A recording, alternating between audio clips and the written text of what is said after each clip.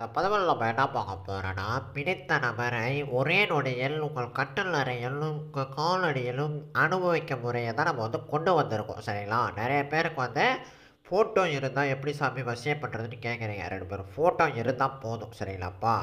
எவ்வளோ தூரத்தில இருந்தாலும், எங்க இருந்தாலும், அடங்காத பெண்ணா இருந்தாலும், அடங்காத ஆணா இருந்தாலும், உங்க காலடியிலயும், கட்டில் அறையிலயும் விழ வச்சு குடுத்துருவோம். சரிங்களா? இது பழங்காலத்து சித்தர்களுக்குரிய ஒரு வசியம். சக்தி வாய்ந்த முறை. சரிங்களாப்பா? இது பழங்காலத்து சித்தர்களுக்குரிய ஒரு மூலிகைய வச்சு பண்ணிக்கிட்டு இருக்கோம். சரிங்களாப்பா? இது ஆண், பெண் வசியத்துக்கு பண்றோம். இந்த பிடித்த நபரை வந்து வசியம் பண்றதுக்கு பண்றோம்.